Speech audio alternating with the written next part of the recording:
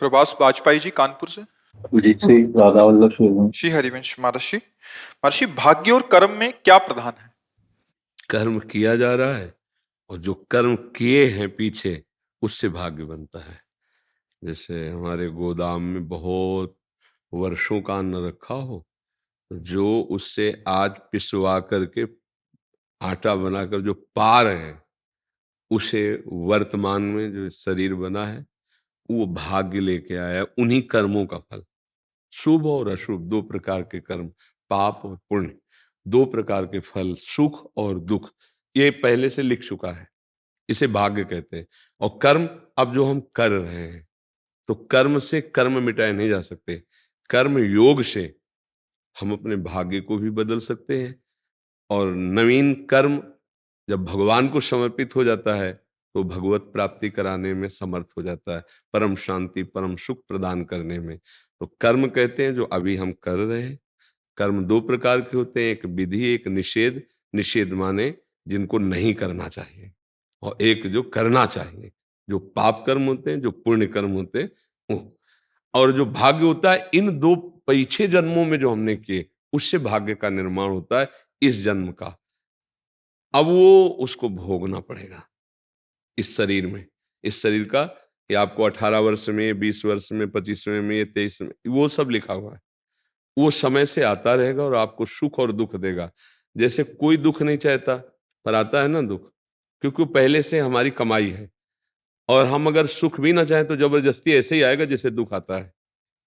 अब हमको ऐसे कर्म करने हैं जिससे हमारा पूरा का पूरा गोदाम भस्म हो पाप पुण्य का।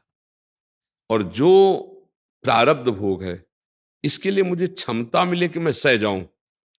और जो आगे के कर्म हैं वो ऐसे निर्विकार हो कि मुझे बांध ना पावे, दुख न दे पावे। उसी के लिए अध्यात्म है, उसी के लिए भगवत चर्चा होती है। अगर हम प्रत्येक कर्म धर्म शास्त्र युक्त करें और भगवान को अर्पित कर दें और नाम जप करते रहें, सब ठीक हो जाएगा। तो कर्म और भाग्य का मतलब समझे? हाँ, भाग्य का जो पूर्व कर्मों का परिणाम केवल एक शरीर के लिए रचा गया है, वो अवश्य में भोक्तव्यम, भोगना पड़ेगा। चाहे आप संत हो, चाहे आप असंत हो, चाहे आप गृहस्थ हो, चाहे आप विरक्त हो, भोगना पड़ेगा। वो भोगना, बाण निकल गया, वो लगेगा लगेगा। हाँ, इतना जरूर हो सकता है कि उसका वेग कम हो जाए। बचाव पक्ष भी कि आपके कान को छू के निकल गया, गला नहीं कटा, ऐसा हो सकता है। भजन का प्रताप ऐसा कर सकता है, पर वो छुएगा। अगर वो ऐसा नहीं हो सकता कि आपको भोगना ना पड़े। नहीं तो देखो बड़े बड़े संत महात्मा जो भजन के महाधनी रहे, उनको भी कैंसर और ये सब बड़े बड़े रोग हुए। तो इसलिए प्रारब्ध भोग जो होता है, प्रारब्ध, वो इसी को कहते हैं। नवीन कर्म जो अभी हम कर रहे हैं। नीलेश त्रिपाठी जी। राधा वल्लभ शर्मा। राधा वल्लभ श्री हरिवंश महाराज जी। महाराज जी, अनन्य चिंतन कैसे पैदा होता है? जैसे गुरु जी कहते हैं कि अनन्य चिंतन से भगवत प्राप्ति होती है, इसका तात्पर्य? भगवान भी तो कहते, सब गुरुओं के गुरु, अनन्यश्चिन्तयन्तो माम ये जनाः पर्युपासते। तो अनन्य, तो फिर अन्य, अन्य चिंतन होता है ना, अनन्य चिंतन और अन्य चिंतन। तो अनन्य क्या है? जो प्रभु का सतत चिंतन करते हैं। और अन्य क्या है? शरीर का चिंतन करना, भोगों का चिंतन करना, भगवान से विमुख इंद्रियां जो भटक रही संसार में, वो चिंतन के कारण भटक रही। इन सबको समेटना है। तो पहले चिंतन नहीं समेटता, ध्यान रखना। अगर पकड़ पाओ तो पकड़ पाओ, नहीं तो शब्द ही निकलते जा रहे हैं, देख लो। अनन्य चिंतन प्रारंभ में नहीं होता। प्रारंभ में नाम जपने का प्रयास किया जाता है, चिंतन विषयों का होता है। ध्यान करना, प्रारंभिक जब साधना प्रारंभ होती है तो हम कह रहे राधा राधा, लेकिन मन गंदा ही सोच रहा है, मन की चाल गलत हो रही है। अब जब ये हम वर्षों साधना करेंगे संत के आश्रित होकर, शास्त्र के आश्रित होकर, तो ये साधना धीरे धीरे अंदर की वासना को मिटाएगी। अब हमारा चिंतन बनने लगेगा, राधा राधा राधा राधा। जो जप रहे थे वो चिंतन। और जब चिंतन पूरा का पूरा ऐसा कि हम डूब गए, नाम चल रहा है, सेवाएं हो रही हैं, लेकिन चिंतन अंदर से, उसे कहते हैं अनन्य चिंतन। भगवान कहते हैं मच्चित्ता मदगत प्राणा बोधयन्तः परस्परम। मेरे को चित्त अर्पित कर दो, चित्त चिंतन, मेरे को प्राण अर्पित कर दो, एक एक श्वास राधा राधा, कृष्ण कृष्ण, राम हरि, जो नाम प्रिय हो, पहले नाम में लगो। नाम तुम्हारा चिंतन प्रभु के चरणों में समर्पित कर देगा। ऐसे चिंतन नहीं होता। चिंतन का मतलब अलग होता है, ये जप नहीं है। चिंतन का मतलब होता है जैसे आप हमारे पास बैठे हो लेकिन चिंतन कुछ और हो जाए, वो अंदर अंदर जो होता है उसे चिंतन कहते हैं। समझ रहे हो? जैसे माला चल रहा है और माला चलने के बाद जो अंदर हो रहा है उसे चिंतन कहते हैं। ऊपर से कह रहे राधा राधा राधा राधा राधा राधा राधा, अब अंदर चिंतन चल रहा है, आज ये खाया जाए क्या, आज ये भोग, उसे चिंतन कहते हैं। उससे भगवत प्राप्ति, जब हम जो राधा जप रहे हैं वही हमारे चिंतन में आने लगे तो बहुत जल्दी भगवत प्राप्ति हो जाए। तो वो ऐसे थोड़ी हो जाएगा कि आज से हम चिंतन बदल देंगे। अभ्यास योग युक्तेन चेतसा नान्यगामिना, हम इसका अभ्यास करें कि हमारा चित्त कहीं और जाए ना।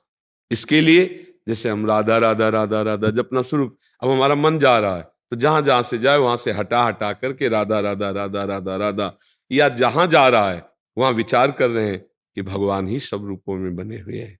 बार बार बार बार मन को अपने लक्ष्य में लगाने से फिर ये अभ्यास परिपक्व हो जाता है, फिर उसका चिंतन बन जाता है। चिंतन के लिए बताया गोस्वामी जी ने कि कामी नारी प्यारी जिम और लोभी जिम प्रिय दाम, तिम रघुनाथ निरंतर प्रिय लागो मोहिराम। जैसे कामी पुरुष है तो वो कोई माला थोड़ी होता है, ऐसे ध्यान थोड़ी धरता है कामिनी का, उसके चिंतन में चलता रहता है। अंदर अंदर जो चल रहे, जिसे स्मृति कहते हैं, जिसे याद कहते हैं, स्वाभाविक चलता है। तो हे राम जी, गोस्वामी जी कह रहे हैं, हे राम जी मुझे आप ऐसे प्यारे लगो जैसे कामी का चिंतन कामिनी का होता है, लोभी का चिंतन धन का होता है, ऐसे आपका चिंतन हो। चिंतन एक अलग विषय है, वो किसी क्रिया से संबंध नहीं रखता, वो अंदर का है। क्रिया हम फावड़ा चला रहे हैं, चिंतन अलग होता रहता है। देखना, क्रियाएं गाड़ी चला रहे हो, चिंतन कुछ अलग होता रहता है। अगर वो चिंतन प्रभु का होने लगे और क्रियाएं ये हो संसारिक हो रहे तो भगवत प्राप्ति निश्चित है। अभी क्रियाएं भागवतिक हो जाएं, आरती कर रहे हैं पर चिंतन कुछ और चल रहा है, भगवान को भोग लगा रहे हैं पर चिंतन कुछ और चल रहा है। ये चिंतन समझ जाए तो भगवत प्राप्ति निश्चित है। अनन्यस चिंतयन्तुम, अन्य चिंतन ना होने पाए, न किसी वस्तु का, न किसी व्यक्ति का, न किसी स्थान का। अब कितना कठिन है आप स्वयं देख लीजिए, चिंतन करना कितना कठिन है। इसीलिए यहां जीव से शुरू करो, ये प्रारंभिक द्वार है। राधा राधा राधा राधा राधा राधा राधा, अब ये सब संभाल दे। वो स्वामी जी के राम नाम मणि दीप धर जी देहरी द्वार, तुलसी भीतर बाहरो जो चाह सुजियार। हृदय में भी और बाहर संसार में भी सब सुखों की प्राप्ति हो जाएगी यदि जीव पे नाम विराजमान कर लो। ये महामणि है। तो हम राधा राधा राधा राधा राधा राधा पहले इस पे हम लगे तो फिर हमारा चिंतन धीरे धीरे, जैसे जैसे हृदय पवित्र होता है तो भगवान का चिंतन करने लगता है। अपवित्र हृदय भोगों का चिंतन, अभी अपवित्र हृदय है, इसलिए आप लाख कोशिश करो, चिंतन भोगों का ही होगा। आप देख लेना, मना खष्टान इंद्रियाणी प्रकृति स्थान कर सती, भोगों में ही जाएंगे। तभी साधक परेशान हो जाता है कि यार वर्षों से नाम जप कर रहे हैं, हमारा मन गंदा ही सोचता रहता है, क्योंकि उसमें गंदगी बहुत समय की भरी है।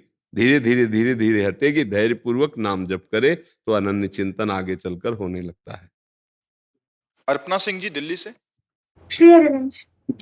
राधा वल्लभ श्री हरिवंश। महाराज जी पिछले कई वर्षों से घर में बहुत अशांति का वातावरण है। आपके श्रीमुख से सुना है कि हमारे जीवन में जो कुछ भी घटित होता है वो हमारे ही कर्मों का परिणाम है एवं इसका किसी व्यक्ति विशेष से कोई संबंध नहीं है। किंतु फिर भी जब माता पिता के आपसी संबंधों में मतभेद उत्पन्न होता है तो बहुत असहाय महसूस होता है। कई बार तब बीच में लगी बचाव- कुशल न जीव कहूं, सपने हूं मन विश्राम। जब लगी भजत न राम कहूं, शोक धाम तज काम। कोई भी हो, कहीं भी हो, हृदय में हो या बाहर हो, अशांति, चिंता, शोक, भय, मृत्यु, ये हमारे शब्द याद कर लो। इनको भोगना पड़ेगा जबरदस्ती, बलात् ये तुम्हें रोनेंगे यदि भगवान का नाम जप नहीं है और शास्त्र के अनुसार आचरण नहीं है, चाहे मम्मी हो, चाहे पापा हो, चाहे पुत्र हो, चाहे मित्र हो, चाहे कोई भी हो, जब तक धर्माचरण नहीं, नाम जप नहीं, नाम कीर्तन नहीं, भगवत चर्चा नहीं, गोस्वामी जी कहते हैं उसको शांति प्राप्त नहीं हो सकती। किस बात से शांति मिलेगी? कामनाओं की बाढ़ है, अपनी अपनी भोग वासनाएं बढ़ी हुई हैं, उनमें कहीं शांति की गुंजाइश है? नाम जप नहीं है, शास्त्र मर्यादा नहीं है, शांति कहाँ से प्राप्त हो सकती है? और यहाँ कोई ऐसा जादू टोना वाला सिस्टम नहीं है। ऐसा कहीं होता हो तो भगवान जाने, बकाया हमें तो नहीं लगता कि ऐसा कुछ है। अगर ऐसा होता तो अब तक कोई न कोई समाधान निकल जाता, ना किसी को डिप्रेशन होता, ना कोई अस्पताल जाता, ना कोई मरता। अस्पताल खाली होने चाहिए थे कि भाई आप जान, नाड़ी भी पकड़ने की जरूरत नहीं, आप तो जान गए ना कि आपको मन में क्या बीमारी हो, तन में क्या बीमारी है, तो उसकी दवा हो गई। भाई केवल जान तो रहे कि हमारे सर में दर्द है, और वो जड़ से चला जाना चाहिए, तभी दवा का प्रभाव होता है। तो आप जान गए कि हमारा मन बेईमान है, हमारा मन पाप में चल रहा है, हमारा मन क्लेशित है, उससे निवृत्ति हो तो वो आप ही कर सकते हो, वो दूसरा कोई नहीं कर सकता। नाम जप करो, तुम्हें बल मिलेगा, उससे हटो। हमें तो शास्त्र की बात से यही पता चला है, जैसा भगवान की कृपा से और महापुरुषों गुरुजनों के वचनों से पता चला है कि भगवान का आश्रय और सत्य धर्म पूर्वक किया हुआ आचरण आपको परम सुखी और शांत रखेगा, हृदय आह्लादित रहेगा, अन्यथा और कोई चांस नहीं है। मनमानी खूब पापाचरण हो रहा है, मनमानी अधर्म पूर्वक धन कमाया जा रहा है, और इसके बाद खोज की जा रही शांति की। भोगात शांतिरनंतरम भगवान लिख देते, भगवान ने लिखा त्यागात शांतिरनंतरम। जो असत भोगों का त्याग करता है वो शांति को प्राप्त होता है। यहां सब उल्टा हो रहा है, शांति कहां से प्राप्त हो जाएगी? शास्त्र के अनुसार आचरण करो, धर्म पूर्वक, और नाम जप करो। शांति न मिले तो हमें बताना, शांति नहीं परम शांति मिल जाएगी। जिसके आचरण गंदे हैं वो चाहे जितना बड़ा बली हो, चाहे जितना बड़ा विद्वान हो, चाहे जितना बड़ा धनी हो, वो कभी शांत नहीं रह सकता। जैसे रावण, जैसे कंस, जरासंध, भौमासुर, ये सब विश्व लेवल के हैं, हिरण्यकश्यप।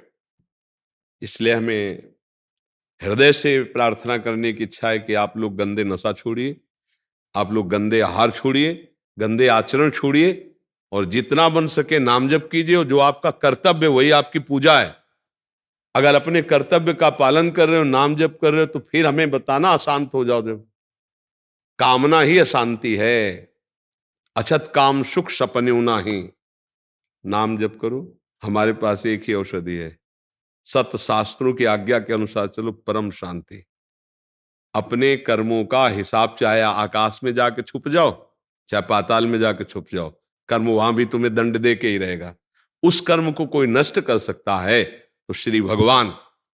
भगवान कहते हैं अवश्य में भोक्तव्यम कृतम कर्म शुभाशुभम, भोगना पड़ेगा, वो क्षमा कर दे। वो कह रहे हैं हम तो हम सर्व पापी भ्यो मोक्षयिष्यामि मा शुचा। मानो बात, अब नाम जप करो उनका, उनकी शरण में हो जाओ। आधा घंटे घर में नाम कीर्तन करो। जैसे कोई कोई आते हैं, हमारे घर में किसी ने कुछ कर दिया, बाहरी चक्कर है, किसी ने नहीं किया, आपने किया है। बाहरी चक्कर नहीं, आपके भीतरी दिमाग का चक्कर है। 1 घंटा भागवत का रोज पाठ करो घर में, और आधा घंटा नाम कीर्तन करो, थोड़ी देर आरती करके ठाकुर जी की दीपक जला दो। 2 महीना करके हमें बताओ आके कौन सा चक्कर रह गया, कौन सा आपके अंदर या आपके बाहर परेशानियां आ रही हैं। हे गंदे दिमाग की गंदी क्रियाएं, गंदी सोच, वो तुम्हें चैन लेने देगी। समझ नहीं पा रहे लोग, भगवान पर दोष देते हैं, भगवान ऐसा। जो जो पाप कर रहे हो, अगर उनका दंड हो, एक पाप का दंड है। अगर आप 5 मिनट ऐसी गलती कर दिए तो आपको फांसी की सजा होगी। गलतियों की सारी समझ लीजिए। आप 5 मिनट में ऐसे पूरा आजीवन कारागार नहीं। आपकी ऐसी कितनी गलतियां हैं, ईमानदारी से देख लो। अगर उन गलतियों का जो आप नहीं ओपन हुए और आप जानते हैं उनका दंड नहीं भोगे आप, तो आप सोच लो कितना कृपालु भगवान है कि अगर वो ओपन हो जाए तो 100 बार अब तक तुम्हें फांसी हो गई होती। अंदर से देख लो आप, अंदर से सब। और हम दोष देते हैं श्री भगवान को, बड़े कृपालु हैं कहो तो क्षमा कर रहे हैं, नाम कीर्तन, नाम जप, भगवत चर्चा सर्व मंगल करती है। नाम संकीर्तनम यस्य सर्व पाप प्रणाशनम। घर में मंजीरा उठा के और 4 लोग बैठ के घर के अभी कीर्तन करो तो मम्मी की भी बुद्धि शुद्ध, पापा की भी शुद्ध, परिवार की भी शुद्ध। अब जब नाम कीर्तन नहीं होगा, प्रपंच होगा, तो लड़ाई झगड़ा अपनी अपनी वासनाओं के कारण अशांति तो होगी ही। दिमाग को हमें विश्राम चाहिए, वो नहीं ऐसे भजन से दोगे तो शराब पी के पाना चाहेगा, वो व्यसन करके पाना चाहेगा। दिमाग को शिथिल करने की जरूरत है। भजन के द्वारा शिथिल करोगे तो ब्रह्मानंद में डूब जाओगे, नशे के द्वारा शिथिल करोगे तो विषयानंद में डूब जाओगे, दुर्गति हो जाएगी। आप इस बात को समझिए, बिना भगवान के नाम संकीर्तन के ना घर पावन होता है ना हृदय पावन होता है।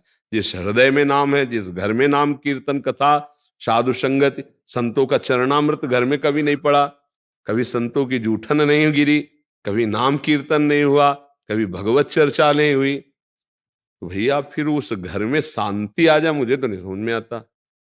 अरे ठाकुर जी घर में विराजमान करके सेवा सत्कार कथा वार्ता धर्म पूर्वक कमाओ, अभी शांति आ जाएगी। शांति का जो उपाय है वो दूसरा है, संसारिकता नहीं है। राधे दुबे जी। जय श्रीमन नारायण महाराज। श्रीमन नारायण महाराज जी।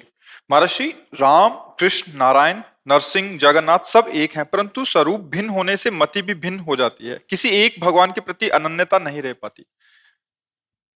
गुरु का वर्ण कर लिया क्या है? हाँ, तो बच्चा जब तक ब्याह नहीं होता तो सैकड़ों फोटो लड़की देखती नहीं देखते, लेकिन ब्याह होने के बाद अगर 2 ही फोटो देख ले तो फिर गंदा भाव माना जाएगा, नहीं माना जाएगा? हे तुम्हारा ब्याह हो गया, तुम दूसरे लड़कों के फोटो काहे को देखते हो? आ जाएगा नहीं हो जाएगा?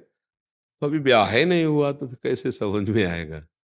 गुरुबिन होए कि ज्ञान, गुरुदेव का आश्रय ले लो और वो जो नाम बतावे और गुरु रूप बतावे ठाकुर जी का, बस उसको पकड़ लो, निहाल हो जाओगे, वही है, कोई दूसरा है ही नहीं।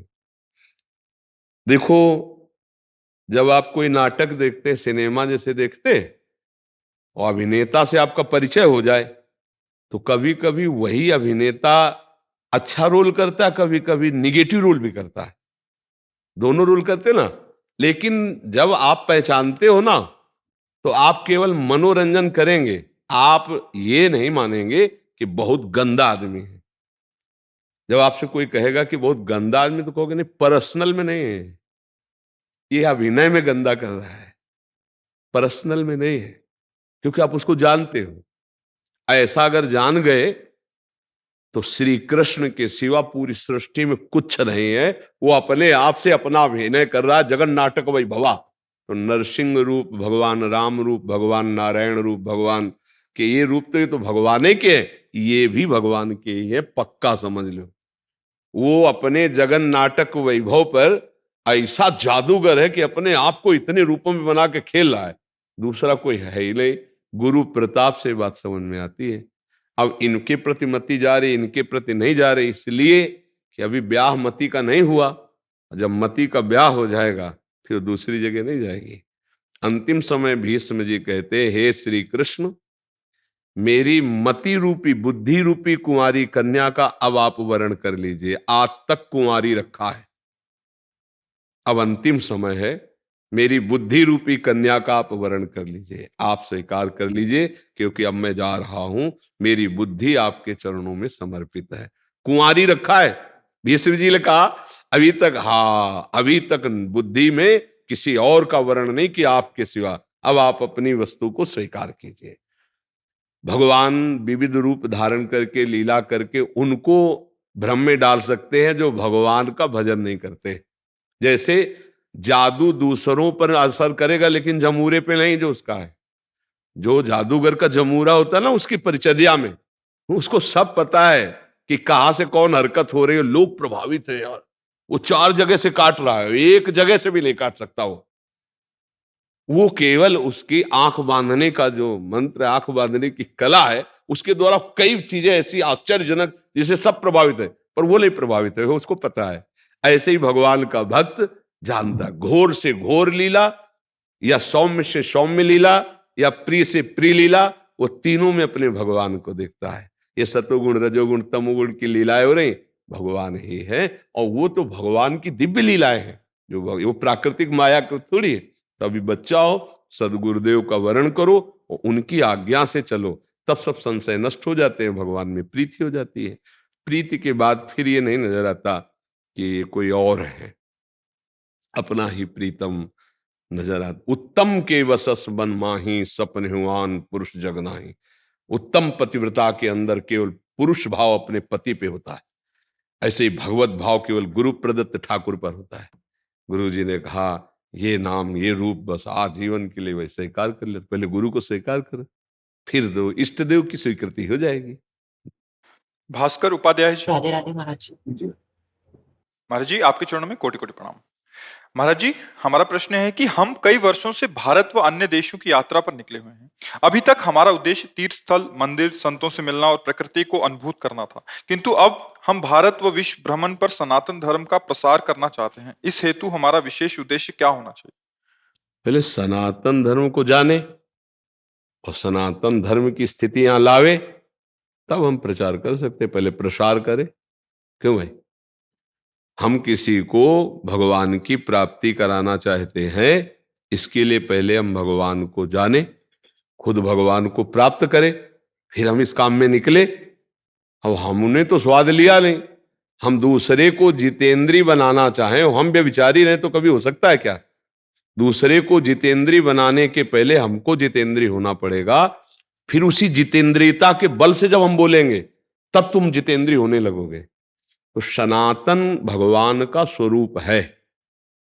सनातन कोई लौकिक धर्म नहीं, सनातन भगवान का स्वरूप है।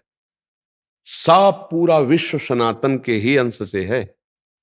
सनातन मतलब ये जो शब्दावलियों का प्रयोग करके बंटवारे छोटे छोटे छोटे छोटे करके एक दूसरे की टांग खींची जाती है ना, इसे सनातन नहीं कहते।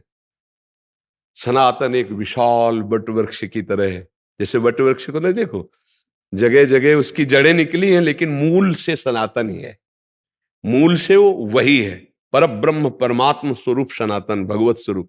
और वो पहले हमारे हृदय में आए ना, पर ब्रह्म की अनुभूति हो। हम धर्म से पहले परिचय करें कि धर्म किसे कहते हैं। शास्त्र आज्ञा के अनुसार जो जिस व्यवस्था का वर्णन, उसके अनुसार पहले हम चले, कुछ अनुभूतियां करो, फिर तो अब अपने पास वो पावर तो आवे ना पहले, जिससे हम आजकल जैसे नहीं प्रचार पे उतर गए और प्रसार है नहीं, तो माया थप्पड़ मार के गिरा देती है। काम, लोभ, मोह, ममता, मान, यही उसके थप्पड़ हैं, मारा और गिरा दिया। अब वो केवल प्रचार हो रहा है, प्रसार तो हुआ नहीं, तो प्रचार भी नहीं होगा। जब बोला कोई महापुरुष तो हाहाकार मचा दिया, हृदय की ग्रंथि का भेदन करके एक अद्भुत चमत्कार। पहले फूल में पराग आ जाए तो भौरे मड़राना शुरू हो जाते हैं। प्रचार घर बैठे हो जाएगा, जहां तुम होगे वहीं से प्रचार शुरू हो जाएगा, क्योंकि आपके अंदर सनातन का प्रवेश हो गया, सनातन का प्रकाश हो गया। सनातन जो है वो भगवान का नाम है। जैसे सनक, सनंदन, सनातन, सनत कुमार, ये चार है ना, भगवत स्वरूप है। हमारा जो सनातन धर्म है वो भगवान का साक्षात स्वरूप है।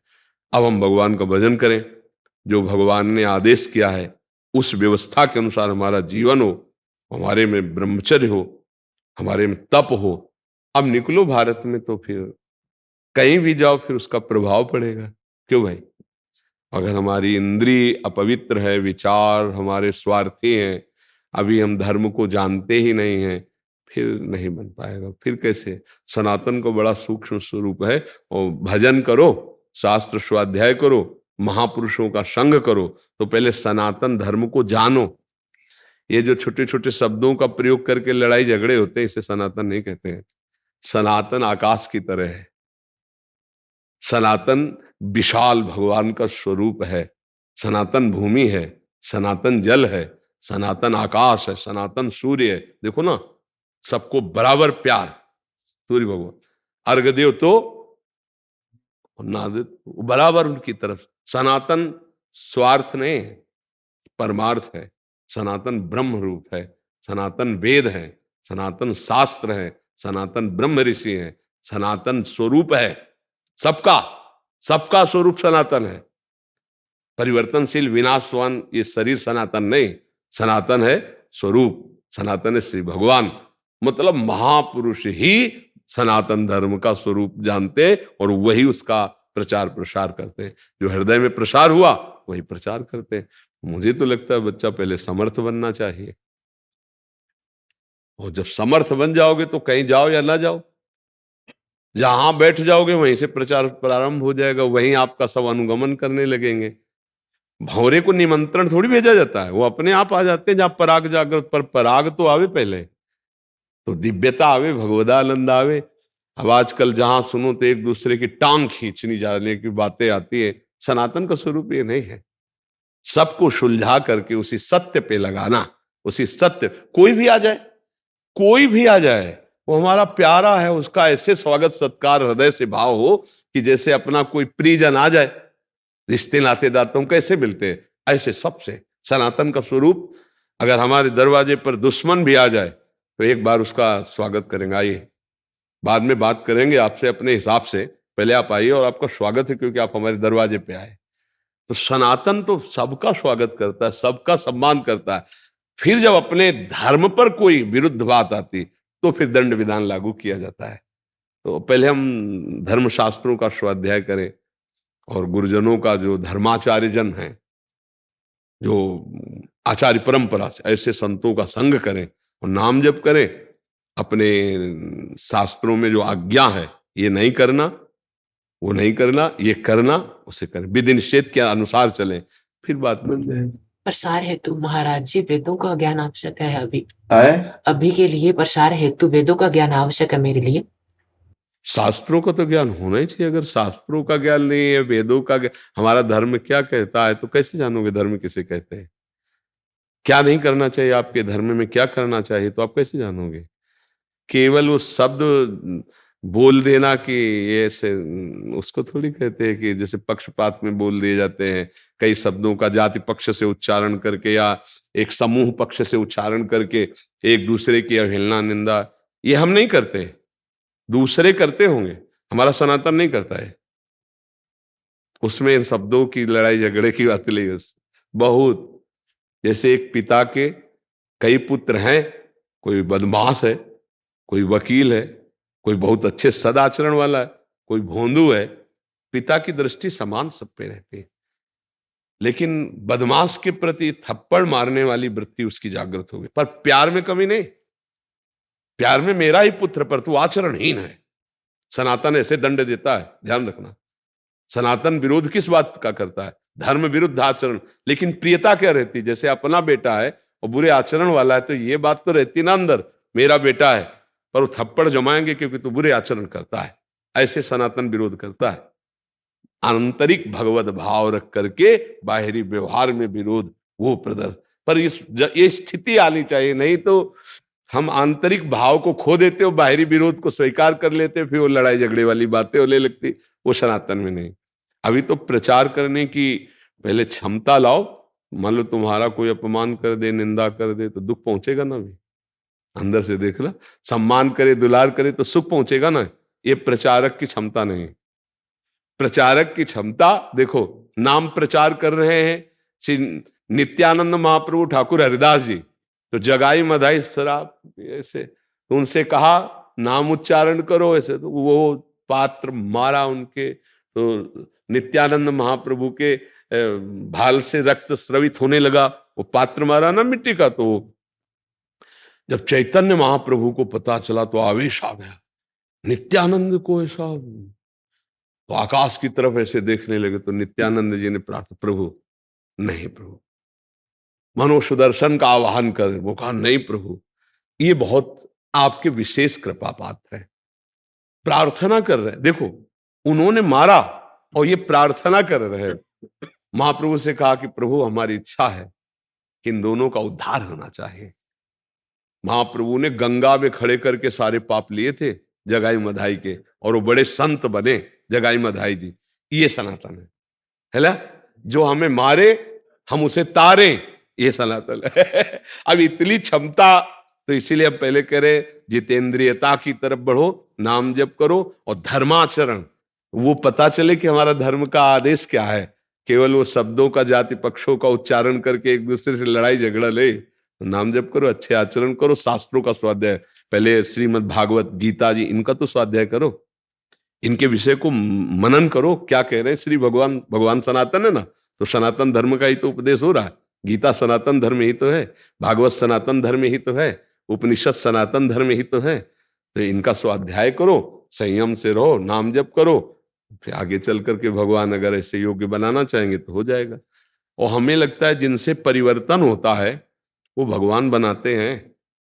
ये हाँ, वो भगवान बनाते। जैसे किसी के उपदेश से परिवर्तन होता है ना समाज का, तो वो उस व्यक्ति का व्यक्तित्व तो नहीं होता, वो निमित्त मात्र केवल है। उसमें श्री कृष्ण का ही सारा खेल होता है, वो स्वयं करते हैं, उसमें व्यक्ति नहीं होता। किसी का परिवर्तन कोई व्यक्ति नहीं कर सकता, वो साक्षात जगत गुरु भगवान उसके हृदय में बैठकर वो लीला रचना करते रहते। तो अगर भगवान को प्रचार करवाना होगा तो आपको ये सब सामर्थ्य दे देंगे, उन्हीं की सामर्थ्य से होता है। रचना गुप्ता जी दिल्ली से। श्री हरिवंश। राधा वल्लभ श्री हरिवंश। गुरुदेव भगवान आपके चरणों में कोटि कोटि प्रणाम।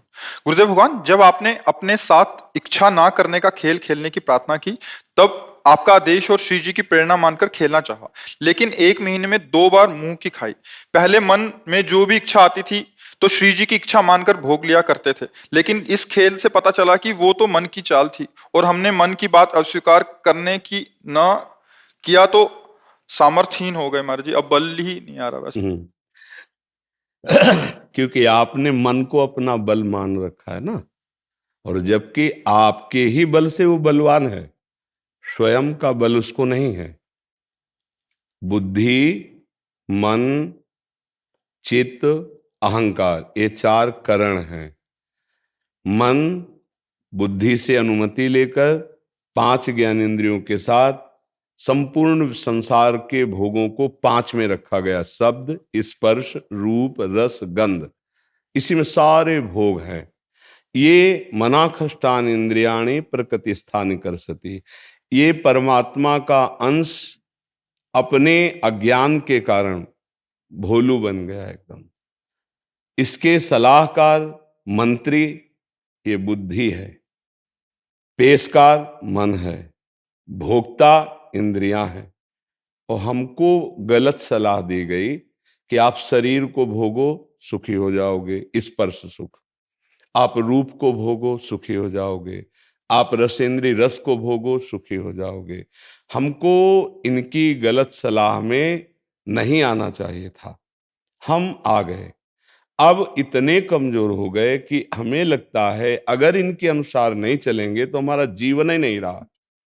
अब ये हमको हर बात गलत सलाह देते हो ऐसा ही नहीं है, जब हम सावधान होते हैं तो अच्छी सलाह भी देने लगते हैं, जिससे इनको ये लगे कि ये जीवात्मा विश्वास कर ले कि मैं जो कह रहा हूं, मैं जो कर रहा हूं वो तुम्हारे सुख के लिए कर रहा हूं। जैसे राजा को गलत मंत्री अपने विश्वास में फंसाकर उसको अधीन करके पूरा शासन चला रहे हो, ऐसे ही मन और बुद्धि ये दोनों मिल चुके हैं। मन है पेशकार जो भोगों को पेश करता है, और बुद्धि है न्यायाधीश जो तत्काल दस्तखत कर देती है, और दुर्गति में फंसता जीव है। इतनी बात समझ में आ गई। अब जीव को सत्संग के द्वारा समझ में आना चाहिए कि ये मेरे जीवन नहीं है, हम इनके जीवन हैं। हमारे से बल प्राप्त करके हमारे को नष्ट कर रहे हैं। विवेक रूपी राजा के पास सेना है, यदि वो मंत्री और जो न्यायाधीश उन दोनों को बंदी बना ले विवेक रूपी सेना के द्वारा, तो राजा के अनुकूल तत्काल ये चलने लगेंगे और वो जीवन मुक्त हो जाए। इसीलिए भगवान ने 2 दान करने के लिए कहे, मय्येव मन आधत्स्व मयि बुद्धिम निवेशय। भगवान ने 2 बात, भगवान मांग रहे हैं 2 चीजें जिससे तुम्हारी भगवत प्राप्ति हो जाएगी। क्या? मय्येव मन आधत्स्व, मेरे में मन को लगाओ, मयि बुद्धिम निवेशय, मेरे में बुद्धि को समर्पित कर दो। अब ये कठिन विषय हो रहा है, मन और बुद्धि भोगों में लगे हुए हैं, प्रभु में तो लगे हुए नहीं। देह भाव में मैं पुरुष हूं, अहम दूषित हो गया, मुझे इंद्रियों के द्वारा भोगना, पूरा सिस्टम दूषित हो गया। अब उसमें विचार ही नहीं रह गए। जब बात की जाती है परमार्थ की, परमात्मा की, तो उसको सुहाई नहीं देती, उसको लगता है ऐसा कोई उपाय बताओ जिससे मैं जो चाहूं वो मिल जाए। तुम्हारी चाह किसकी होगी? सोच कर देखो। वो परिवर्तनशील होगा, वो नाशवान होगा। देखो, न कोई पद स्थायी है, न शरीर स्थायी है, न भोग स्थायी है। विचार करके देखो धैर्य पूर्वक। हमारा जीवन एक सीमा में है। जन्म से लेकर अगर हमारी पूरी आयु व्यतीत हो जाए तो अब 100 वर्ष की रहेगी। वैसे 125 वर्ष कलयुग में आयु है, लेकिन 125 वर्ष कोई बिरला ही पहुंच पाएगा। 100 बहुत 105, बस इतने में हो जाता है। 100 तक पहुंचना मुश्किल हो गया, 60, 70, 80 इतने में हो जाता है। इतने में जन्म से कोई पद मिलता नहीं है। 18, 20, 22 के बाद शुरू होता है संसारिकता के पद, व्यवहार, ब्याह, संसारिक राग। आखिरी अवस्था को वृद्धावस्था कहते हैं, जिसमें क्षमता एकदम नष्ट हो जाती है। इंद्रियों की, बुद्धि की, सोच की, शरीर की सब क्षमताएं नष्ट हो जाती है, लेकिन वासना वैसी ही रहती है। अभी एक परसों ही वृद्ध बहुत ही दुखी होके कह रहे थे, मेरा मन मुझे बहुत परेशान कर रहा है। हमने कहा यार आंख उठा के देखो इन बच्चों की तरफ जो 18 वर्ष के, 20 वर्ष के, 25 वर्ष के, अब तक आपने अपने मन को नहीं संभाल पाए। बात यह है कि हम चलते रहते हैं या देख नहीं पाते कि हम मन के अधीन चल रहे हैं। अब शरीर की अवस्था से मन में तो कोई फर्क पड़ता नहीं, साधना से मन में फर्क पड़ता है। साधना हुई नहीं तो अब वो वृद्धावस्था में भी मन वैसे ही, जैसे एक जवान का मन वैसे वृद्ध का मन होता है। इंद्रियां शिथिल होने के कारण वो क्रियारत नहीं हो पाता है, बकाया मन उसे जलाता रहता है। इसका परिचय मिला मन का कि कोई भी पद हो, कोई भी भोग सामग्री हो, कुछ भी मिल जाए, पर यदि आपको अध्यात्म का पता नहीं है तो आप परिणाम में सुखी नहीं हो सकते, परिणाम में नहीं हो सकते। ये हम बिल्कुल खुली बात कह रहे हैं। चिंता, भय, शोक, डिप्रेशन, कल्पनात्मक दुख और मृत्यु, इनसे नहीं बच सकते। कोई पद मिले, कोई रुपया मिले, कुछ भी आपको प्राप्त हो जाए, यदि अध्यात्म का ज्ञान नहीं है तो आप निश्चिंत, निशोक, आनंदित और मृत्यु के भय से निर्भय नहीं हो सकते। वो भय सताता रहेगा, चिंता, शोक, नाना प्रकार के। हमारी बात मान लीजिए, हम किसी प्रलोभन से नहीं कह रहे, आपके सुख के लिए कह रहे हैं। आप अपने मन और बुद्धि को सुधारने की कोशिश कीजिए। आप में वो सामर्थ्य है, आपको हारने की जरूरत नहीं। कैसे सुधरेगा? पहले हमको ये समझना है कि मैं मन और बुद्धि नहीं हूं, पहली बात। लेकिन ये बात आप जबान से कह सकते हैं, अंदर से देखो आप वही हैं। ऐसा आपको भ्रम करा दिया गया है माया के द्वारा। मैं शरीर हूं पुरुष, मैं शरीर हूं स्त्री, और मेरा मन कहता है ये देखूंगा, ये छूंगा, ये भोगूंगा, ये सूंघूंगा। अगर मैं नहीं करता तो मुझे जलाएगा ये, और जबकि जलेगा वो, वही जलेगा। आपको कोई जलन स्पर्श कर सके, आज तक सृष्टि में ऐसी जलन नहीं बनी, ध्यान रखना। आपका जो स्वरूप है, कोई अस्त्र छेद सके ऐसी कोई अस्त्र की क्षमता नहीं है। ना आग्नेय अस्त्र, ना वारुणास्त्र, ना वायुवास्त्र, ये तो प्राकृतिक अस्त्र है, वो तो दिव्य अस्त्र हैं। नैनम छिन्नन्ति शस्त्राणि, नैनम दहाति पावका, न चैनम क्लेदेन्त्यापो न शुष्यति मारुता। अब मन की जलन जब हम मांग पूरी नहीं करते तो इतनी बढ़ती है कि वो लगता है मैं जल रहा हूं। ध्यान से सुनना। अब लगता है मेरी जलन कैसे जाए, तो सलाह देते हैं, भोग लो, देख लो, यार पाप हो जाएगा। नहीं नहीं, कोई पाप नहीं। सलाहकार बेईमान, फिर चेष्टा हो जाती। तो जितनी जेलें भरी हैं वो सब इसी की भरी सलाह की। जितने अस्पताल हैं, जितने रोग हैं, ये सब इसी की सलाह से हुए हैं। ये पापाचरण हमको करा करके बांधते चले गए, और आज हम इतने कमजोर हो गए हैं, अगर मन के अनुकूल नहीं चलूंगा तो मार देगा जला के।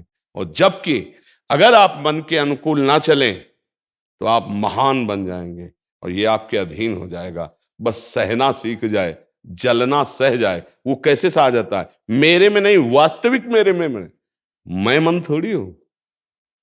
मन मेरा एक करण है, अंतःकरण कहते हैं। जैसे लोहार और लोहार का हथौड़ा, लोहार करता हुआ और लोहार का हथौड़ा करण हुआ, और उससे जो क्रिया बनेगी वो क्रिया हुई। ये करण है आपके, मन बुद्धि चित्त अहंकार अंतःकरण। इनसे आप जगत के भोग भोगने के संकल्प विकल्प चिंतन मनन करते हैं, और जिससे भोग भोगा जाता है वो इंद्रियां होती, 5 ज्ञानेंद्रियां, ज्ञान कराने वाली, और भोगने वाली 5 कर्मेंद्रियां।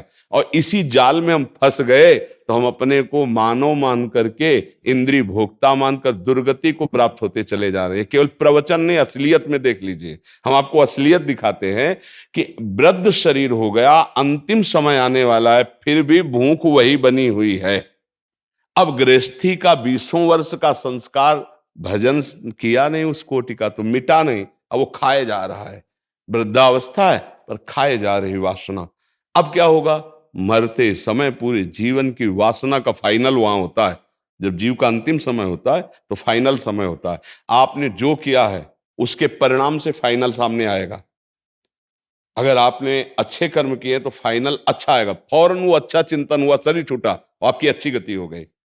अगर आपने गंदे का आचरण किए तो फाइनल में वही आएगा, उसी समय वो भाव आएगा। वो आपका अगला जन्म किस योनि में होना है वो उसी समय तो घबरा जाता है जीव। मार भय का अवसर होता है जब प्राण छूटते हैं। प्राण को ऐसे थोड़ी हंसी खेल थोड़ी छोड़ना, बहुत कष्ट होता है। वो कष्ट वाला जीव अनुभव करता है। जैसे हम माँ के गर्भ में थे, बहुत कष्ट था, अभी किसको ज्ञान है? भाई हमको एक घड़े में बंद कर दिया जाए और उसमें सब घिनौने पदार्थ डाल दिए जाए, बोलो हमारी दुर्दशा क्या होगी। और केवल सांस लेने के लिए एक नली लगा दी जाए कि जीवित रहोगे मरोगे नहीं। ठीक है, ऐसी दशा गर्भ में थी। नाभि से एक नली माँ के संसर्ग में थी, जिससे हमारे शरीर का पोषण हो रहा था। बका पूरे पैक थे, झिल्ली में पैक, और अंदर सब घृणित लिबलिबे पदार्थ होते हैं, और उनके बीच में हम रहकर आए हैं। और हमारे जन्म का द्वार आप देख रहे हो, गर्भ में हम रहे, मलाशय और मूत्राशय के बीच में। क्या आपको पता है कि आपको कितना कष्ट था? नहीं पता ना। अगर आपको बताया जाए वो कष्ट तो आप हंसोगे कि यार ऐसा कोई कष्ट नहीं। ऐसे जब नरक का फल बताया जाता ना तो हंसते हैं, अरे कोई नरक नहीं। नहीं नहीं, जैसे तुम्हें माँ के गर्भ का पता नहीं है, ऐसे तुम्हें नरक का पता नहीं है। अगर आप असत आचरण करेंगे, मन के अनुसार चलेंगे तो दुर्गति हो जाएगी। तो हमारी प्रार्थना है कि मन 2 प्रकार की इच्छाएं प्रकट करता है। किसी को अपने अधीन करने के लिए केवल उसकी नकारात्मक ही भावना रखी जाए तो नहीं बनेगा। अधीन करने के लिए 2 बातें होनी चाहिए, एक तो प्यार और एक शासन। जैसे जंगली घोड़ा लाओ ना तो उसको चाबुक भी चाहिए, थोड़ा भयभीत रहे, और उसको हाथ फेरो, दुलार करो, खवाओ पियाओ, जिससे वो अनुकूलता को हमारी पहचाने। और जब प्रतिकूल हो तब चाबुक। तो दोनों से उसको अधीन किया जाता है, उसको भय दिखा के और प्यार दिखा के। ऐसे इस समय जंगली घोड़ा मन समझ लो, जिधर चाहता उधर रौंद के फेंक देता है हमें। देख लो ना आप, खुली बात है, देख लो ना। वो ठान लिया कि आज ये करना है, और मुस्दी ने दस्तखत कर दिया, हाँ जी करना है।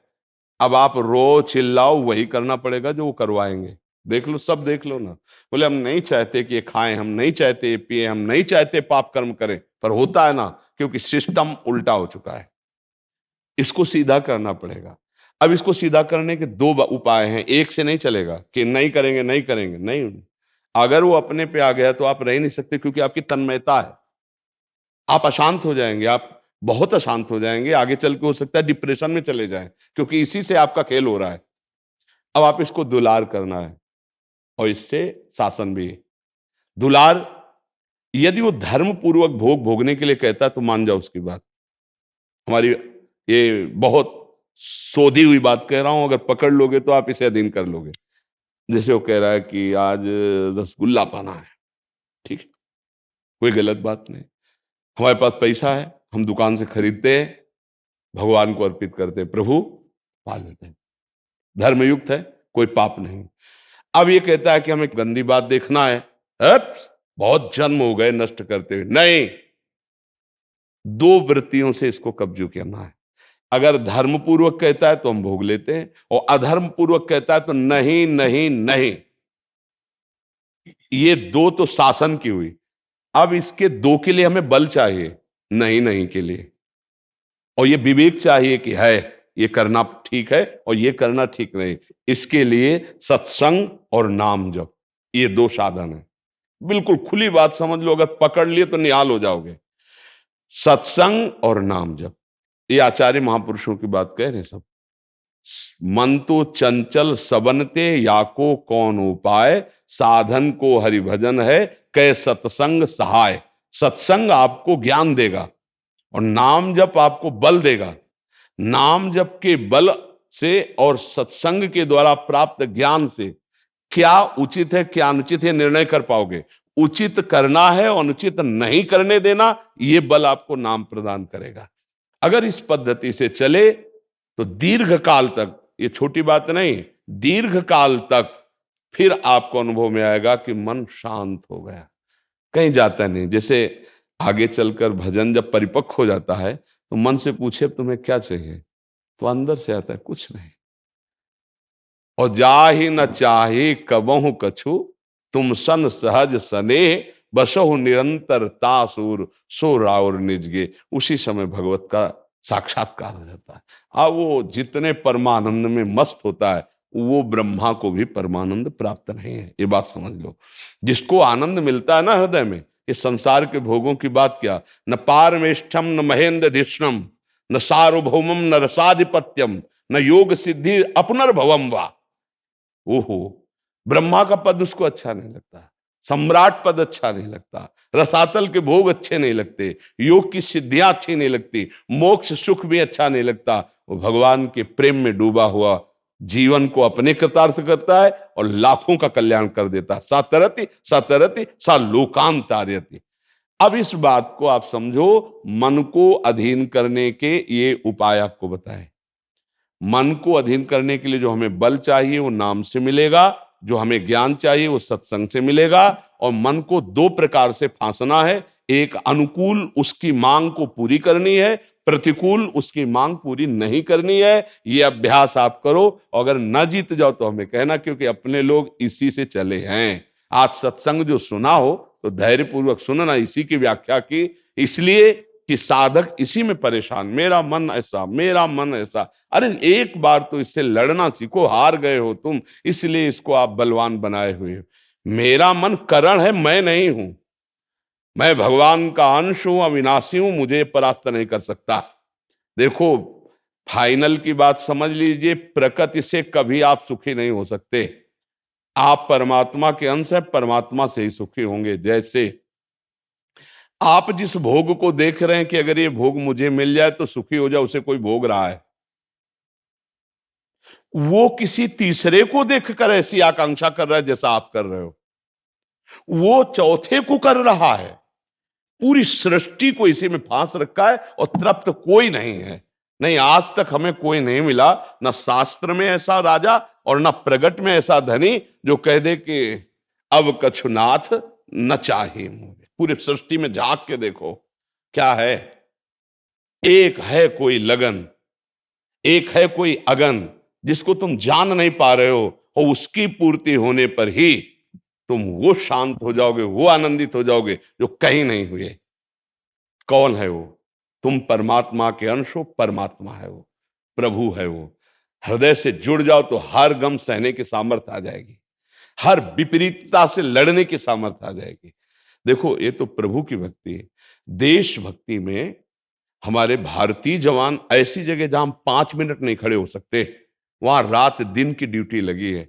कैसे सह रहे हैं? रुपए के लिए। रुपए के लिए तो और भी साधन है, व्यापार है, नौकरियां, ऐसा कष्टपूर्ण तपपूर्ण जीवन। वो देश के लिए। परमात्मा की तो भक्ति का भाव है कि नहीं पता नहीं, पर देश की भक्ति का भाव है तो प्राण उनके लिए खिलौना है नहीं। उनको पता है कि किसी समय पूरा का पूरा कैंप उड़ सकता है। बर्फ में कैंप लगा हुआ है, असावधानी हो जाए, दुश्मन पक्ष को पता हो जाए, पूरा उड़ा देगा। बॉर्डर में पता नहीं कहां से गोली आवे, कब कौन सा आखिरी क्षण हो, लेकिन वो ऐसे डर के थोड़ी जीते हैं। चौड़ी छाती करके जय हिंद, प्राणों को बलिहार करने के लिए वर्दी धारण करते हैं और सूरवीर की तरह अपने प्राणों को राष्ट्र के प्रति न्यौछावर करते हैं। और यहां भक्ति, भगवान की भक्ति, परमात्मा की भक्ति, जिसने अनंत ब्रह्मांडों का सृजन कर दिया, और फिर भय रहे, फिर शोक रहे, फिर चिंता रहे, तो मुझे लगता है नाटक हो रहा है, भक्ति नहीं हो रही। एक देशभक्ति आई तो जब हम अपने देशभक्तों के चरित्र पढ़ते हैं तो जहां हमें रोना आता है वहां हम मुस्कुरा रहे हैं, फांसी के फंदे की तरफ ले जा रहे हैं और जय हिंद वंदे मातरम और मुस्कुरा के ऐसे फांसी के तख्ते पर खड़े हो रहे जैसे ब्याह का जयमाला पहनना हो। भक्ति का जरा स्वरूप तो देखो। तो हम लोग किनके भक्त हैं? बोले अनंत ब्रह्मांडों के स्वामी के भक्त हैं। हमारी दुर्दशा क्या है? छोटा सा भय, छोटा सा प्रलोभन, छोटी सी बात हमको फिसला के न जाने कहां गिरा देती है। तो कौन सी भक्ति चल रही, कौन सी निष्ठा चल रही, कौन सा भाव चल रहा है? एक देश प्रेमी छाती खोलकर गोली खाने के लिए तैयार है। इसलिए असलियत समझ लो और नाम जप करो। नाम जप, सत्संग और मन की सत धर्म युक्त कामनाओं को पूर्ण करना, असत कामनाओं के विरोध में रहना, बहुत बढ़िया बन जाएगा। किसी का भी प्रश्न हो, हमें लगता है हम सबका प्रश्न है, क्यों ना? वो तो सखी प्रश्न कर रही, बकाए हम सबका प्रश्न है, पूरे भारत का प्रश्न है, पूरे विश्व का प्रश्न है। कोमल शर्मा जी अंबाला से। राधा वल्लभ श्री हरिवंश महाराज जी, आपके चरणों में कोटि कोटि प्रणाम। गुरुजी, भगवत प्राप्ति के लिए क्या जीवन में दुख और कष्ट होना जरूरी है? गुरुजी, प्रतिकूलता में तो हमेशा भगवान याद रहते हैं। ऐसा नहीं, अम्बरीश जी चक्रवर्ती सम्राट है, रानियां हैं, वैभव है। ऐसा कहा कि केवल वो बेचारा दुख ही दुख भोग रहा है, बड़ा कष्ट पा रहा है, ऐसा नहीं। जीवन की धारा में सबके दुख सुख आते हैं, ध्यान रखना, कोई ऐसा नहीं। अरे जब भगवान अवतरित हो रहे हैं तो आप देखो, जिनका नाम लेकर माया मुक्त हो जाते हो, भगवान कहां अवतरित हो रहे हैं? कंस के कारागार में कैद, हथकड़ी बेड़ियों से जकड़े हुए और राक्षसी स्वभाव के पहरेदारों से घिरे हुए देवकी वसुदेव जी। और वहां प्रकट कौन हो रहे? जगत को मोक्ष प्रदान करने वाले भगवान। सामर्थ्य अपार, असीम, अनंत, और लीला कि मुझे अभी नंदालय में छोड़ आओ, अभी समय नहीं आया उसका, समय आएगा तब हम उसको देख लेंगे। छुप के रात्रि में 12 बजे के बाद ठाकुर जी को ले जा रहे। सामर्थ्य कितनी भगवान के एक संकल्प मात्र से असुरों का विनाश कर दें। दशरथ जी उनके वियोग में प्राण त्याग रहे हैं और भगवान 14 वर्ष के लिए वनवास। ये दुख सुख की जरा लीलाओं को आप इधर भी तो देखिए। जब भगवान अवतरित हो रहे तो संत गृहस्थ जो भी है, ये दुख सुख से बना हुआ शरीर है, जिसको कहते हैं शुभ अशुभ कर्म, इन दोनों से बना हुआ है। वो समय समय पर आते रहते, कभी दुख आता है, कभी सुख आता है। पर जो भगवान का उपासक होता है वो इस सांसारिक सुख में लिप्त नहीं होता और सांसारिक दुख में कभी दुखी नहीं होता। दोनों में सम रह करके वो आगे बढ़ता है। भगवान ऐसी सामर्थ्य देते हैं। आज अगर सत्संग सुना हो तो ये प्रश्न था कि आखिरकार संतों को दुख क्यों प्राप्त होता है, तो वहां वर्णन हुआ कि भगवान और भक्त दोनों बात प्रेम की और भाव की रक्षा की, उनको शरीर रक्षा और भोगों की रक्षा की बात ना भक्त के हृदय में होती है और ना भगवान के हृदय में होती है। इसीलिए भक्त भी नहीं चाहता और भगवान भी नहीं चाहते। उनका भाव इतना दृढ़ रहता है कि 22 बाजारों में कोड़ों से मार मार कर खाल खींच दी गई, पर हरि बोल हरे कृष्णा, एक बार भी कभी आंसू नहीं गिरा और आह नहीं निकली। ये क्या है? ऐसी सामर्थ्य किसी मनुष्य में होती है क्या? सच्चिदानंद भगवान बैठे कोड़े खा रहे हैं और दिखा रहे हैं कि मेरे भक्त की सामर्थ्य देखो। फिर बाद में सब चरणों में गिरे, बादशाह तक, ठाकुर हरिदास जी के चरणों में। ये बातें थोड़ा प्राकृतिक बुद्धि से समझ में नहीं आएंगी कि भगवान का नाम जप कर रहे, 22 बाजारों में कूड़ा मारा जा रहा है, कई तरह के ऐसे। ठाकुर हरिदास जी से पूछा तो उन्होंने कहा कि वास्तविक आपको सत्य कहते हैं, इतना भी हमें कष्ट नहीं हुआ, सारे कोड़े भगवान अपने ऊपर ले रहे थे। ये आप कैसे जान पाओगे? बाहरी केवल खिलवाड़ हो रहा था उनके साथ। वो शरीर जैसे सांप की केचुल है। अच्छा, मानो जैसे आपका पुराना कपड़ा है और उसमें 50 लाठी मारी गई, अब आपको क्या कष्ट है? ऐसे संत के शरीर का राग नष्ट हो जाता है, वो दिव्य भाव में निरंतर। अब उनके शरीर को पूजो या पीड़ा पहुंचाओ, वास्तविक कष्ट नहीं होता। अज्ञान के कारण इस शरीर को कष्ट होता है। जैसे आप थोड़ा समझिए कि जब आप सैया पे सोए होते हैं तो आपका एक स्थूल शरीर पड़ा होता है और उसको कोई कष्ट नहीं होता, लेकिन स्वप्न में यदि पिटाई हो रही है तो सैया के पड़े हुए शरीर से निकल पड़ती है, आ बचाओ। अगर कंट्रोल छूट गया तो आवाज जोर से निकल जाती है, लोग दौड़ पड़ते, क्या हुआ, और उसे जगाया। अच्छा, अरे ये तो मैं स्वप्न देख रहा था, तो क्या कष्ट था क्या? लेकिन कष्ट था तभी तो चीखा था ना, तो अज्ञान के कारण जगा तो कष्ट था। ऐसे ही ज्ञान में जब जग जाता है तो कष्ट नहीं रहता। और अनंत जन्मों से हमसे अपराध हुए, उन अपराधों का भोग भी हो गया और भगवान ने हमारे भाव पुष्ट कर दिए, भगवत प्राप्ति हो गई। ऐसा नहीं कि बराबर दुखी मिलता रहता हो। अगर कोड़े लगे तो बादशाह आकर ताज उतार के चरणों में रखता है, विनय करता है, पूरी छूट देता है, आज के बाद आपको कभी कोई नहीं रोकेगा, खूब भगवान नाम कीर्तन करो। और आज भी हम उनका यश गा रहे हैं, ठाकुर हरिदास जी का यश गा रहे हैं। तो वो ऐसा जैसे कि भक्त को केवल दुख ही मिलता है, ऐसा तो नहीं है। ऐसा ना देखा जाए कि संतों को या भक्तों को केवल दुख ही दुख मिलता है। हम तुम्हें क्या बताएं, जैसे हम आनंद की बात बताना चाहते हैं कि हमें कितना आनंद है, तो उस माँ के जिसके अकेले लड़के का ब्याह हो रहा है और वो फूली फूली घूम रही है, ऐसे अनंत गुना बढ़कर प्यार रहता है, मेरे प्रिया, मेरे लाल, मेरे प्रभु। क्योंकि अनंत जन्मों से बिछड़ा हुआ भगवान का अंश जब अपने अंशी के समीप, तो कृतकृत्य हो जाता है, आनंद मगन। ये केवल बातों से नहीं होता, ये अंदर की बात से होता है। तो ये कोई आरोप न लगाए कि भगवान अपने जनों को दुख देते हैं। ये जरूर है कि दुख और सुख जिससे मिलते हैं वो दो कर्म होते हैं, पुण्य और पाप। उससे सबका शरीर बना रहता है। तो कभी पापी पुरुष को भी बहुत अच्छा अवसर आता है और कभी दुख आता है, कभी किसी महात्मा को बुरा अवसर आता है, कभी सुख आता है। ये क्रम चलता रहता है, लेकिन स्थिति दोनों में अंतर होगी। वो प्रकृति के भोक्ता भाव में होगा, वो परमात्मा के आनंद में मगन होगा। ये अंतर कोई नहीं देख पाता। बाहरी दृश्य तो देख पाता है कि वो संत दुखी है, कैंसर हो गया है, उनको ये हो गया है, तो क्या गृहस्थों को नहीं होता क्या? तो अब हमें है तो इसलिए हजारों जान रहे हैं कि इनके है, लेकिन ऐसे बेचारे हैं जिनको तुम जानते ही नहीं हो और हजारों के ही रोग होगा। तो कहा जाता है कि महात्मा को दुख क्यों मिला, हमें दुख नहीं है। पक्का समझो तुम्हें, पक्का 100% हमें कोई रोग नहीं, कोई दुख नहीं है। इस शरीर को है तो उसका व्यवस्था ठाकुर जी की है, बहुत बढ़िया व्यवस्था की है। इसलिए बहुत हम आपसे प्रार्थना करते हैं, जैसे भी बने वैसे भगवान का आश्रय और नाम जप करने लगो। वो दुख मिटाने वाले, दुख देने वाले नहीं, मंगल भवन है। महाराज आपके माध्यम से तो सबको आनंद दे रहे हैं। आप तो आनंद में हैं ही, लेकिन आपका आनंद हाँ, वो केवल प्रियाजू की कृपा है, केवल प्रियालाल की कृपा का फल है। और हम आपसे सच्ची कहते हैं, हम कोई विद्वान नहीं भैया, गांव के स्कूल के कक्षा 9 पढ़े, बार बार बता रहे। जैसे हमसे कोई व्याकरण और शास्त्री और आचार्य, हम कुछ नहीं है। कक्षा 9 साइंस साइड में पढ़ के भाग पड़े थे घर से। ये जो कुछ सुन रहे हो केवल भगवान की कृपा से सुन रहे हो। कोई पढ़ाई लिखाई या हम ज्वाइन किया हो सत्संग का, कॉलेज की कैसे बोला जाता है, कैसे, कुछ नहीं। ये भगवान आप बोल रहे हो, प्रश्न कर रहे हो, भगवान हमको समझा रहे हो, हम आपको बोल रहे हैं। अब वो समझ में आपके आ रहा है तो भगवान की कृपा समझो। हमारी समझ के परे की बात है हम कि आपका उत्तर दे दे।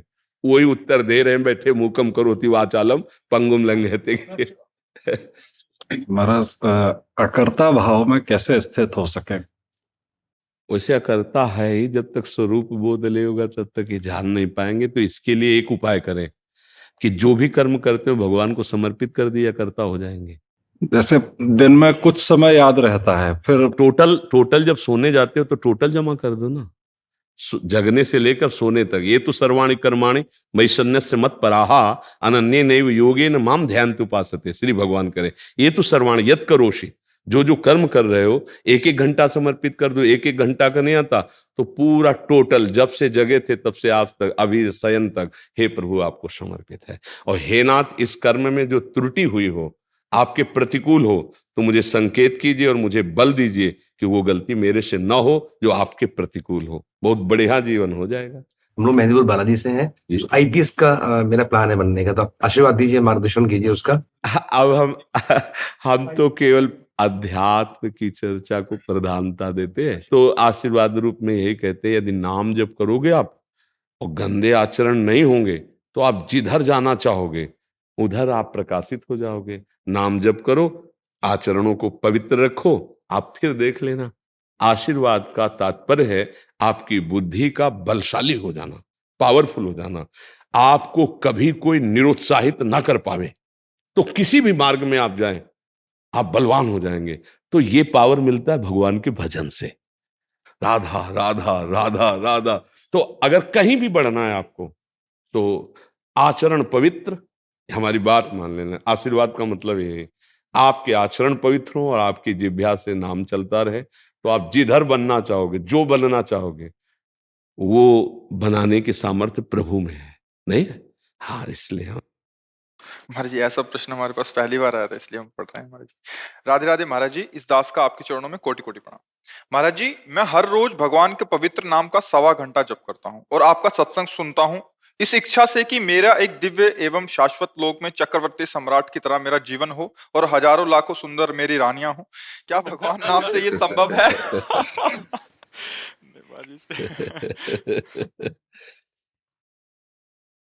कोई बात नहीं बच्चा, धन्यवाद है।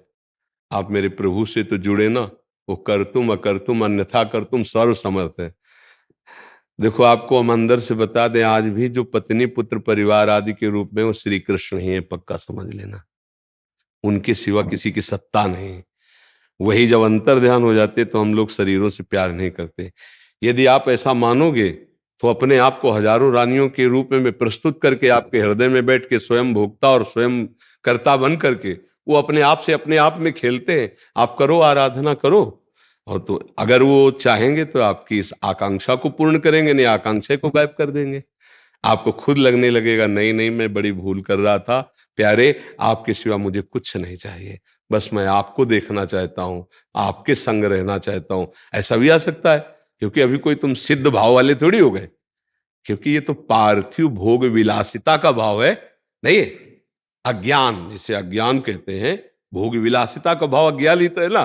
तो आप किसी भी, हम धन्यवाद इसीलिए शब्द दिया कि आप प्रभु से जुड़े ना। तो भगवान ने अपने 4 भक्तों को कहा है, आर्त, अर्थार्थी, जिज्ञासु और ज्ञानी। ये अर्थार्थी के अंतर्गत आता है। जो भोग विलासिता है ना, आर्त आता है संकट निवृत्ति के लिए, और अर्थार्थिक मतलब समस्त भोग विलासिता। तो धन्यवाद इसलिए दिया कि भोग विलासिता प्रभु से मांग रहे हो, इसलिए हम तुम्हें धन्यवाद दे रहे हैं। वो कोई साधक नहीं है, वो शुरू किया है भगवान से जुड़कर अर्थार्थी भाव से। तो हमारा कर्तव्य बनता है उसके उस भाव को वहां पुष्ट करके भगवान में श्रद्धा विश्वास दृढ़ कर देना। और उनका काम यह है कि जीव के हृदय से वासना का नाश करके उपासना स्थापित कर देना। इसलिए प्रशंसनीय विषय यह है कि भगवान से जुड़े, निंदनीय विषय यह है कि माया की मांग है।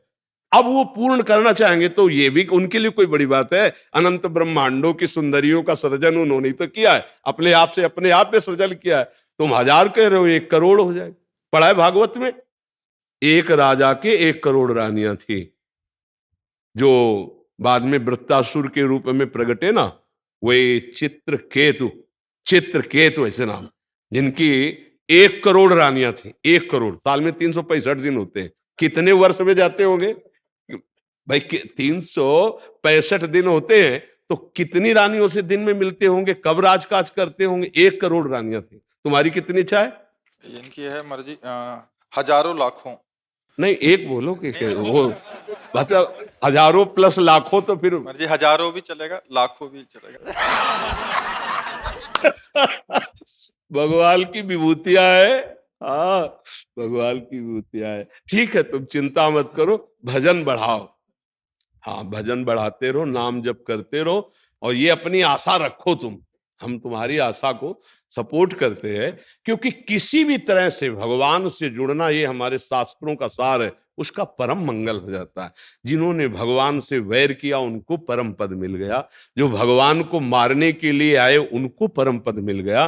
फिर आप तो श्रद्धा से 1.25 घंटा नाम जप करते हैं और सत्संग सुनते हैं, तो निश्चित क्या पूर्ति करेंगे वो श्री कृष्ण जानेंगे।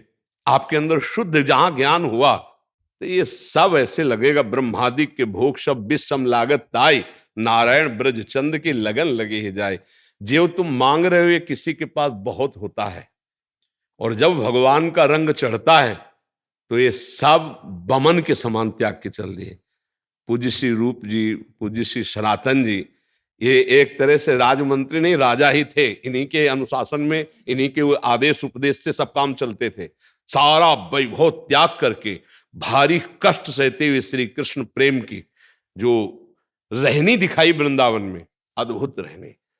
और क्या कमी थी भोग विलासता की, सब कुछ छोड़कर श्री रघुनाथ दास जी गोस्वामी कितने बड़े घर के सब कुछ त्याग करके, और कैसा जीवन, कैसा जीवन। तो हमारे श्री कृष्ण बड़े लीला विहारी है। आप नाम जप करो और ऐसे चलते रहो और मांगो उन्हीं से, बस दूसरी की तरफ गंदी दृष्टि से ना देखना, तो फिर वो संभाल लेंगे।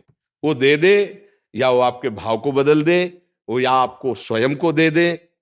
एक बार जरा सा आनंद स्फुरित होगा, फिर तुम्ही को कहा जाएगा कि तुम्हें मांगे थे ले लो, तो आप हाथ जोड़कर भगवान से कहोगे कि मेरी गलती को क्षमा करो। बताओ वो कैसे तुम्हें बताए, वो रो पड़ोगे तुम कि प्रभु मुझसे भूल हो गई, आपको न मांगकर कुछ और मांगा। सच्ची कह रहे हैं, पर हमें अच्छा इसलिए लग रहा है कि आप भगवान से जुड़े हो। बस मांग तो बहुत ही मतलब फंसाने वाली है। एक जिसकी पत्नी होती है ना, एक परिवार में होता है ना, निर्वाह करना प्रेम का बहुत कठिन हो जाता है। प्रेम का निर्वाह करना बड़ा कठिन। पति पत्नी आजीवन दोनों प्रेमी बनकर जीवन निर्वाह करें धर्मपूर्वक, बहुत कठिन है। नहीं, एक दो तीन, पर वो भगवान के भाव से ही वो ठीक हो जाए। ठीक है, आप संतुष्ट है लव? अब ध्रुव जी भी महाराज जी इसी उसमें निकले थे। ध्रुव जी ने चाह की थी अटल पदवी, तो सुनीति मैया ने जो उनको परिपक्व किया था, तो सुरुचि मैया जो थी वो उनके लिए रुचि के खिलाफ हो गया कि सिंहासन में गोदी में बैठना चाहते, तो उन्होंने कहा जाओ नारायण का भजन करो, फिर मेरे गर्भ से पैदा हो तब इस सिंहासन में। बस उनको क्षत्रिय राजकुमार लगा कि मैं तप के द्वारा वो पद प्राप्त करूंगा जो मेरे पिता और पितामह को भी नहीं प्राप्त है। तो 6 महीने में करके दिखा दिया। गुरु नारद जी, मंत्र नारद जी के द्वारा दिया हुआ है, ऐसा भयानक कष्ट सहते हुए 6 महीने में भगवत साक्षात्कार किया। आज भी अटल पदवी में, पर उनको बहुत जलन हुई। बाद में जब भगवान ने वरदान में तथास्तु कहा और भगवान की रूप माधुरी देखी, तो उनको हृदय में आग लग गई कि ऐसे भगवान की सेवा ना मांगकर, उनका सानिध्य हम ना मांग, हमने अटल पदवी मांगी, इसका मतलब साधुओं का संग नहीं हुआ। इसलिए मेरी बुद्धि इस बात में, अगर प्रेमी जनों का संग होता हुआ तो भगवान का आज मैं सानिध्य मांगता, उनकी सेवा मांगता। धन्य है जो भगवान को मांग लिया। देखो, अगर 1 लाख स्त्रियां मिल जाए तो कितने दिन रहेगी ये शरीर, कितने दिन रहेगा? ये केवल मन की तरंग उठी है। मन है ना, तरंगे लाखों हो सकती हैं, तो ये लाखों तरंगे हैं, भगवान के भजन के प्रभाव से शांत हो जाएंगे और वो पूर्ण भी कर सकते हैं। वो बड़े खिलाड़ी हैं, उनके लिए कुछ नहीं है भाई, कुछ नहीं है। पलक झपकते ही अनंत ब्रह्मांडों का सृजन कर दिया। किसी कारीगर की जरूरत पड़ी है क्या? ऐसे भ्रकुटी विलास सृष्टि लय कोई, उनके लिए 1 लाख 2 लाख हजार। देखो ना, पूरी सृष्टि में देखो अनंत जीव, ऐसे पशु पक्षी, ऐसे मनुष्य, ऐसा क्या देखते देखते दिमाग खराब हो जाए। कितना बड़ा जादूगर। हम तो कई बार कहते हैं कि रूपों को देखकर बड़ा आश्चर्य होता है कि सबकी नाक की जगह नाक है, आंख की जगह आंख है, कान की जगह कान, और सब अलग अलग पहचाने जा रहे हैं। वाह कमाल है। 1 लाख 2 लाख नहीं, अरे 140 करोड़ तो भारत में केवल, क्यों 140 करोड़ लगभग जनसंख्या है, और अलग अलग सबका परिचय है। सबका वो अंगूठे का चिन्ह अलग है, हाँ फिंगरप्रिंट अलग अलग हो गए। ये हमारे भगवान का जादू देखो कितना बड़ा। ऐसे रंग बिरंगे पशु पक्षी देखते रहो तो सबका भरण पोषण हो रहा है। तो हमारी कामना की पूर्ति कोई बड़ी बात नहीं। वो लखे लोग चूड़ामणि से बस और नाम बढ़ाते जाओ। और अब ये किसी से कहना नहीं। अर्थार्थी जिज्ञासु और ज्ञानी भगवान ने चारों को अपना भक्त माना है। तो हम भगवान, जैसे करदम जी ने जब ब्याह की सोची तो उन्होंने भगवान से पत्नी मांगी, भगवान से कि मुझे मेरे अनुरूप पत्नी चाहिए, और 10,000 वर्ष तक तपस्या की। महाराज मनु की पुत्री देहूति जी से, जिनसे भगवान कपिल देव जी का प्रादुर्भाव हुआ, वो इतनी महामहिम, इतनी तो अगर आपकी आकांक्षा है तो मेरे श्री कृष्ण उसकी भी पूर्ति करेंगे। बस डट के भजन करना पड़ेगा। अब 1 लाख के लिए तो ज्यादा ही करना पड़ेगा ना। अब 1 की बात होती तो चलो 1.25 घंटे में चल जाता। अब 1 लाख तक के लिए तो 24 घंटे आना पड़ेगा। और हम पक्का कहते 24 घंटे भजन चलने लग जाए तो फिर अगर रो के आप ना कहोगे यही बात की महाराज मुझसे गलती हो गई, मुझे बिल्कुल नहीं चाहिए, अगर ये ना निकल पड़े तो हमें बता देना, बस भजन होने दो, क्योंकि एक स्वाप्निक कामना है, ये स्वाप्निक कामना है। देखो, आप लाख हजार की बात कह रहे होगे, स्वर्ग में करोड़ों ऐसी अप्सराएं हैं कि अगर एक उतर आवे ना यहां मृत्यु लोक में, तो मूर्छित हो जाते हैं बड़े बड़े ऋषि मुनि देख के। तुम लोग तो मतलब टिक ही नहीं सकते एक मिनट। जो जितेंद्री हैं उनकी हालत खराब हो जाती, इतनी सुंदर है। इतनी सुंदर अप्सराओं का स्वामी देवराजेंद्र है। वो देवराजेंद्र एक महात्मा की पत्नी, गौतम ऋषि की पत्नी अहिल, वहां गंदी दृष्टि करने गया नहीं। तो इससे क्या पता चलता है कि करोड़ों अप्सराएं होने पर भी वो भोग वासना का जो अंदर राक्षस बैठा होता है वो कभी तृप्त नहीं होता है। वो अप्सराओं का स्वामी होकर के भी छुप के वेश बदल के अहिल्या जी के साथ, तो इस पे इससे जरा विचार करके जरा देखो कि वासना रूपी राक्षसी क्या कभी तृप्त हो सकती है क्या? कभी नहीं।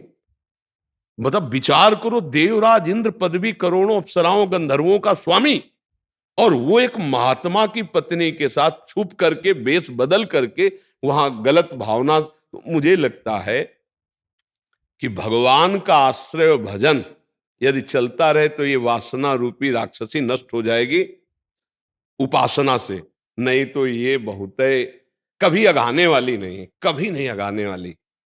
इसलिए नाम जप करो और ठीक है ऐसे ही जुड़े रहो। वो करुणा निधान ज्ञान विज्ञान संपन्न है, वो अंदर सब ज्ञान दे देंगे।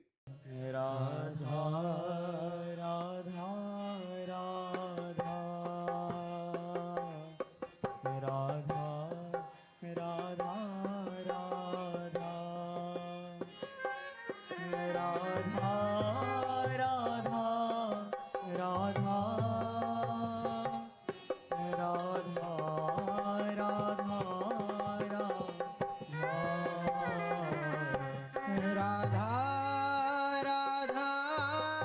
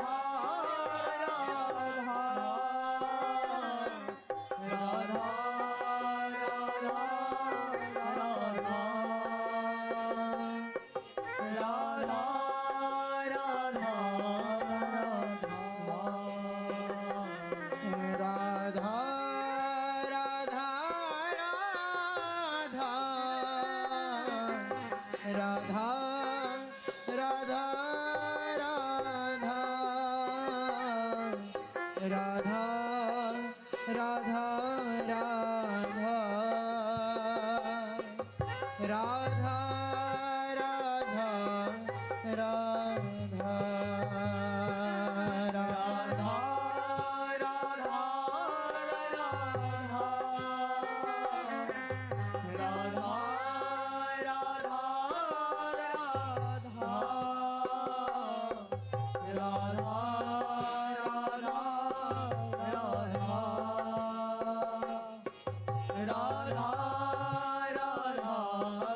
राधा श्री राधा